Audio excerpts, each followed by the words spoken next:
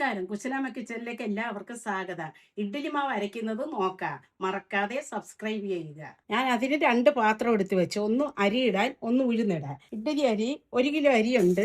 ഇത് ഈ നാഴിക്ക് 4 നാഴി അരി. നിങ്ങൾ പച്ചരി എടുക്കുന്നതെങ്കിൽ മിക്സിയിൽ അരയ്ക്കാനാണെങ്കിൽ ഇത് ഗ്രൈൻഡറിൽ അരയ്ക്കാനാണ്. മിക്സിയിൽ അരയ്ക്കുവാണെങ്കിൽ ഈ നാഴിക്ക് 2 നാഴി അരി പച്ചരി. 1/2 കിലോ അരി എടുക്കുക. 250 ഗ്രാം ഉഴുന്നും എടുക്കുക. ഇത് 1 കിലോ അരി, ഇഡ്ഡലി അരി. 4 നാഴി അരിക്ക് 1 നാഴി ഉഴുന്ന്. 1 കിലോ ഇഡ്ഡലി അരിക്ക് 250 ഗ്രാം ഉഴുന്ന്.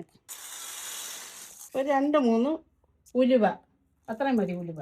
ഈ ഉഴുന്ന് നല്ല കഴുകിയിട്ട് ഒരു 4 മണിക്കൂർ നമുക്ക് കുതിർത്താൻ വെക്കാം. ഈ ഉഴുന്ന് അരയ്ക്കാൻ പോവാ. 4 മണിക്കൂറായി വെള്ളം ഒഴിച്ചിട്ടിട്ട്.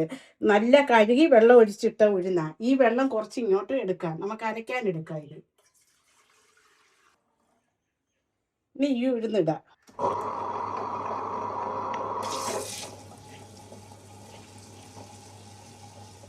ഉഴുന്നതിൻ്റെ കൂടെ ഇച്ചിരി വെള്ളം ഒഴിച്ച് കൊടുക്കാം. എന്നിട്ട് ഇടയ്ക്ക് നമുക്ക് ഇളക്കി കൊടുക്കണം. ഈ മൂടി എടുത്തിട്ട് ഇതൊന്ന് ഇളക്കി കൊടുക്കണം.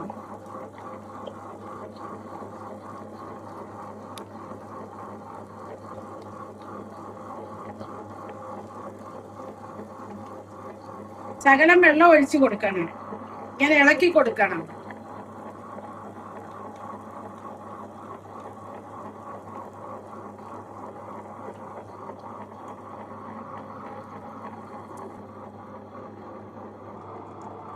ഉഴുന്ന് അരഞ്ഞ് ഇങ്ങനെ ഇരിക്കണം.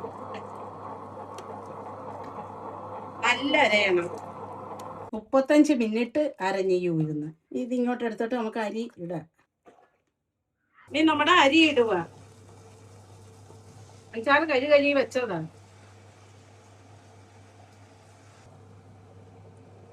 അരി അരഞ്ഞ് ഈ ഉഴുന്നും കൂടെ അരിയിലോട്ട് ഇട്ട് നമുക്കെല്ലാം കൂടെ കൂട്ടി ചേർക്കുക. ഉഴുന്നും കൂടെ അങ്ങോട്ട് ഇട്ട് എല്ലാം കൂടെ ഒന്നും കൂടെ അടിച്ചെടുക്കുക.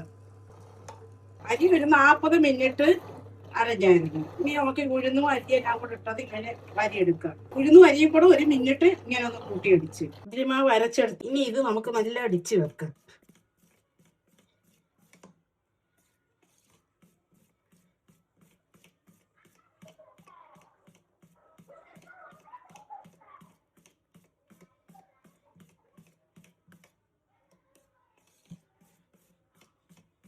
നമുക്കിത് മൂടി വെക്കാം. ഒരു 8 മണിക്കൂർ കഴിഞ്ഞെടുത്താൽ മതി. ഇന്ന് അരച്ച് വെച്ച് നാളെ എടുക്കാം രാവിലെ. നമ്മൾ ഇഡ്ഡലിക്ക് അരച്ച് വെച്ച മാവ് ഇത് ഞാനിപ്പോൾ ഉപ്പ് ചേർത്ത് ചുടും. ഈ 2 പാത്രത്തിലാക്കി. ഇത് ഞാൻ ഉപ്പ് ചേർക്കാതെ ഫ്രിഡ്ജിലെടുത്ത് വെക്കും. ഉപ്പ് ചേർത്താൽ പുളിക്കും.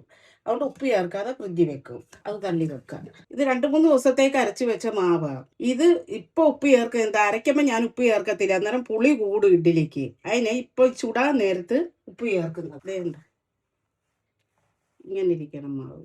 ഇത് 1/2 ടീസ്പൂണ് ഉപ്പ് ചേർക്കുക.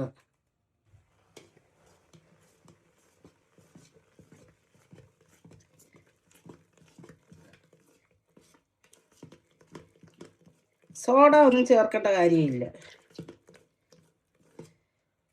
ഇനി നമ്മുടെ ഇഡ്ഡലി കുട്ടം എടുക്കുക. ഇഡ്ഡലി കുട്ടം വെച്ച് 2.5 ഗ്ലാസ് വെള്ളം വെച്ച് നമ്മൾ ഇച്ചിരി എണ്ണ ഈ തട്ടയിൽ ഇങ്ങനെ ഒഴിക്കണം.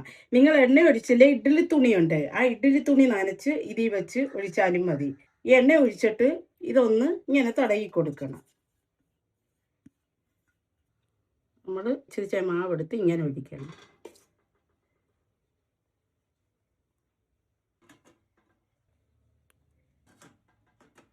നിങ്ങൾക്ക് ചൗരി ഇഷ്ടമാണ്, ഇച്ചിരി ചൗരി ഇതിൻ്റെ കൂടെ ഇട്ട് അരയ്ക്കുക.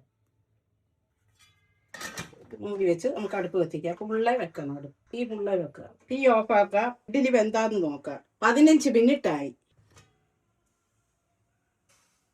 ഇങ്ങനെ കുത്തി നോക്കിയാൽ മതി.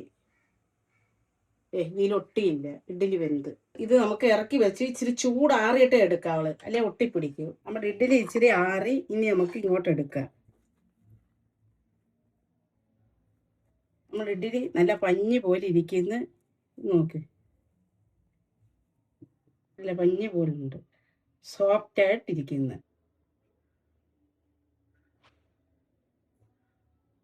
നമ്മുടെ ഇഡ്ഡലി റെഡിയായി. ഇത് നിങ്ങൾ ദോശ ചുടണേ ഇച്ചിരി വെള്ളം ചേർത്ത് ചുടണം. ഈ വീഡിയോ ഇഷ്ടപ്പെട്ടാൽ ലൈക്ക് ചെയ്യുക, സബ്സ്ക്രൈബ് ചെയ്യുക, ഷെയർ ചെയ്യുക.